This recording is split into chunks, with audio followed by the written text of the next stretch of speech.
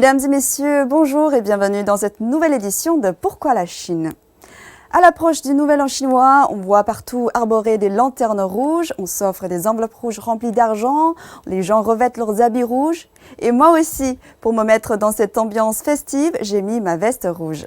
Cette couleur rouge, qui symbolise le bonheur et la chance, se retrouve dans la plupart des ornementations et des représentations porte-bonheur dans la culture chinoise.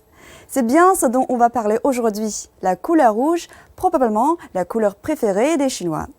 Alors, pourquoi les Chinois adorent-ils la couleur rouge?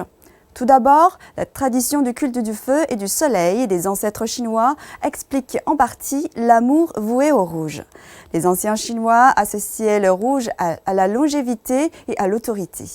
Et d'autres associations se sont par la suite agrégées à la couleur rouge au cours des dynasties Qin et Han.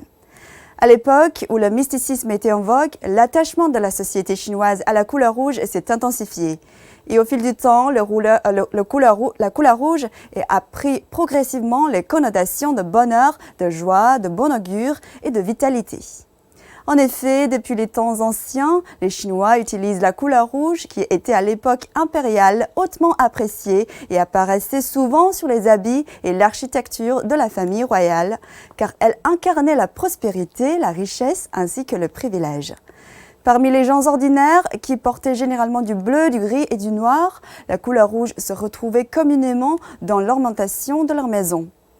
Les cadres de fenêtres et les portes étaient souvent affublés de décorations rouges. Lanternes, couplets, caractères du bonheur sur fond rouge, censés attirer le bon augure et écarter les mauvais esprits. Le rouge est une couleur primaire fréquemment utilisée pour les célébrations pour presque toutes les grandes occasions de la vie. Les mariages des styles chinois, les naissances et surtout la fête du printemps ou Nouvel An chinois. Parfois, une utilisation trop abondante du rouge peut semer la confusion dans l'esprit du public, qui peut se demander « la période de la fête du printemps est-elle déjà arrivée ?» Par ailleurs, c'est aussi la couleur parfaite et la plus propice dans l'esprit du peuple chinois, ce qui se reflète dans des expressions qui recourent fréquemment au caractère rond, c'est rouge en chinois. Voici des exemples. Les belles femmes sont appelées Hongyan. On souhaite aux jeunes mariés une vie Hong Hong Huo Huo, littéralement rouge et flamboyante. On dira de quelqu'un qui est populaire qu'il est très Hong. Comme on l'a dit, la couleur rouge a acquis ses caractéristiques au cours des millénaires et elle fait partie intégrante de la vie des Chinois. Elle est aujourd'hui la couleur représentative et nationale de la Chine. Elle a même été consacrée par les Français au travers de leur expression « rouge chinois ».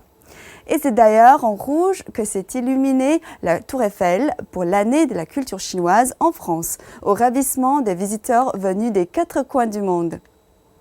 Si vous aussi, vous êtes attaché à cette couleur, n'hésitez pas à laisser vos commentaires sur nos réseaux sociaux et à m'envoyer des questions sur la Chine à mon adresse mail. Pour plus d'informations, vous pouvez vous diriger vers notre site internet en scannant le code QR en bas de l'écran. Merci de nous avoir suivis, je vous retrouve très bientôt dans Pourquoi la Chine?